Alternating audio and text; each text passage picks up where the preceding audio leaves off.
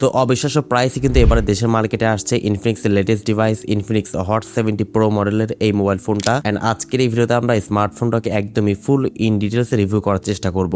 ফোনটাতে ব্যবহার করা হয়েছে 6.76 ইঞ্চি সাইজের 144 হার্টজ রিফ্রেশ যুক্ত IPS LCD panel, MediaTek Dimensity 7100, এটি মোস্ট পাওয়ারফুল গেমিং চিপসেট, সঙ্গে থাকছে লেটেস্ট অ্যান্ড্রয়েড ভার্সন অ্যান্ড্রয়েড 16 এর সুবিধা। সামনে পেছনে বোথ সাইডে ব্যবহার করা হয়েছে 2K রেজুলেশনের ক্যামেরার সুবিধা, 6000 mAh ম্যাসিভ ব্যাটারি সেটআপের সঙ্গে থাকছে 45 ওয়াট চার্জিং সুবিধা, আর থাকছে উল্লেখযোগ্য ফিচার। তো ইনফিনিক্স হট 70 প্রো স্মার্টফোনটা আসলে আপনার জন্য কেমন হবে, ফোনটা কেমন আপনি গেমিং পারফরমেন্স পাবেন, ক্যামেরা পারফরমেন্সটি কেমন হবে, A to Z শেয়ার করার চেষ্টা করবো আজকের এই ভিডিওতে। অবশ্যই ওয়াচ করবেন সম্পূর্ণ। যারা এখনো চ্যানেলটিকে সাবস্ক্রাইব করেনি অবশ্যই সাবস্ক্রাইব করে বেল আইকনটিকে অল সেট করবেন পরবর্তী প্রত্যেকটা ভিডিওর আপডেট সবার আগে পাওয়ার জন্য। চলুন তাহলে শুরু করি আজকের ভিডিও। ফার্স্ট অফ অল স্মার্টফোনকে আনবক্সিং করলে আমাদের চোখে পড়বে কাঙ্ক্ষিত স্মার্টফোনটা। এরপরে থাকছে কিছু ইউজার ম্যানুয়াল পেপারস, সুন্দর একটা সিলিকন ব্যাক কভার থাকছে, 45 ওয়াট চার্জারটি এবং টাইপ সি কেবল। এতে মোটামুটি স্মার্টফোনটার বক্স কন্টেন্টের ভেতরে এগুলোই থাকছে। ডিজাইন এন্ড লুকস এর কথা বলতে গেলে স্মার্টফোনটার ডিজাইনে কোনো প্রকার পরিবর্তন থাকছে না তেমনটা। ফ্রন্টে ব্যবহার করা হয়েছে middle punch hole camera,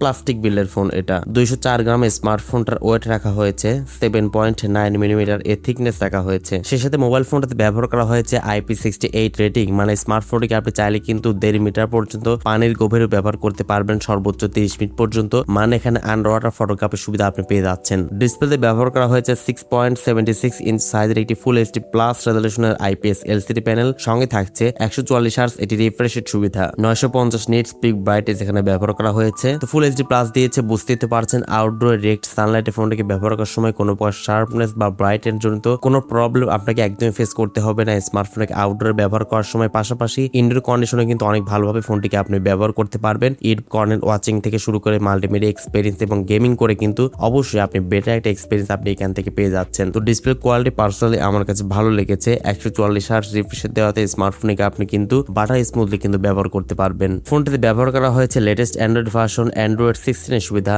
up to 3 major Android upgrade সুবিধা পাচ্ছেন। XOS 16 ইউজ করা হয়েছে এখানে। মিডিয়াটেক ডায়মেনসিটি 7100 চিপসেট ব্যবহার করা হয়েছে, যেটা 6nm ফেব্রিকেশনে বিল্ড করা, এবং জিপিইউ হচ্ছে মালিক G610। মিডিয়াটেক ডায়মেনসিটি 7100 এটা কিন্তু মোটামুটি ক্যাপেবল এবং পাওয়ারফুল একটা চিপসেট। এন্ড আপনি মোটামুটি পাবজি ফ্রি ফায়ার থেকে শুরু করে অ্যাসফল 9 এছাড়াও ভারী ভারী কাজগুলো খুব ভালো মতো কিন্তু করতে পারবেন এই স্মার্টফোনটা দিয়ে, কেননা এটা কিন্তু একটা গেমিং সেন্ট্রিক স্মার্টফোন। আপনি গেমিং সহ সকল প্রকার কাজগুলো খুব ভালো মতো কিন্তু করতে পারবেন কোনো প্রকার হ্যাং ল্যাগ ছাড়াই। সো যারা একটি বাজেটের মধ্যে একটি ভালো মানে গেমিং স্মার্টফোন খুঁজছেন, মানে ভালো গেমিং টেমিং করতে হবে, পাবজি ফ্রি ফায়ার খেলবো আমি, তারা কিন্তু এই স্মার্টফোনটা দেখতে পারেন। এন্ড এই মোবাইল ফোনটা পাওয়া যাবে 6GB র্যামের সাথে 128GB ইন্টারনাল স্টোরেজ, এবং আরেকটি ভেরিয়েন্ট হচ্ছে 8GB র্যামের সাথে 128GB internal storage. UFS type রাখা হচ্ছে 2.2, এক্সট্রা করে কিন্তু আপনি মেমোরি কার্ড ব্যবহার করার সুযোগ পাচ্ছেন, যেটা অবশ্যই ভালো ব্যাপার। ক্যামেরাতে ব্যবহার করা হয়েছে ব্যাক সাইডে মেইন ক্যামেরা হচ্ছে 50 মেগাপিক্সেল মেইন ক্যামেরা, সেকেন্ড ক্যামেরাটি হচ্ছে একটি অক্সিলারি সেন্সর ইউজ করা হয়েছে। ফ্রন্টে ব্যবহার করা হয়েছে 8 মেগাপিক্সেল একটি ক্যামেরা। ফোনের সামনে পেছনে বোথ সাইডে আপনি সর্বোচ্চ 2K তে 30 fps এ ভিডিও শুট করতে পারবেন। ভিডিও কোয়ালিটি ফটো কোয়ালিটি হবে একদমই এভারেজ, একদমই বেসিক। ব্যাক সাইডে কোনো প্রকার AIS OIS কিছুই থাকছে না, তো সেই ক্ষেত্রে অবশ্যই একটু কাপাকাপি বা সে কি অবশ্যই হবে। ছবির কোয়ালিটি তো আপনারা স্ক্রিনে দেখতে পাচ্ছেন। স্মার্টফোনটা কিন্তু মোটামুটি 25,000 টাকা 26,000 টাকা প্রাইস পয়েন্ট এই স্মার্টফোন হিসেবে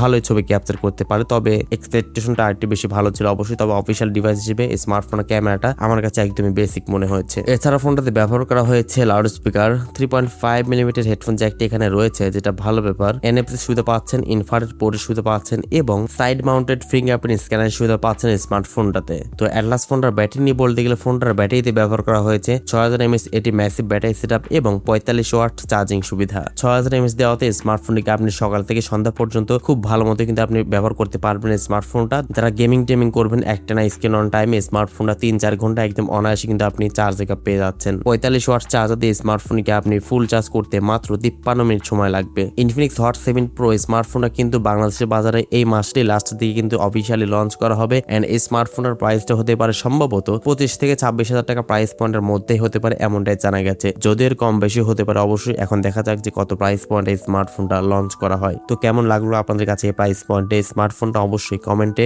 আপনার মূল্যবান মতামত জানাতে একদমই ভুলবেন না। আজকের মতো এই পর্যন্তই। আসসালামু আলাইকুম।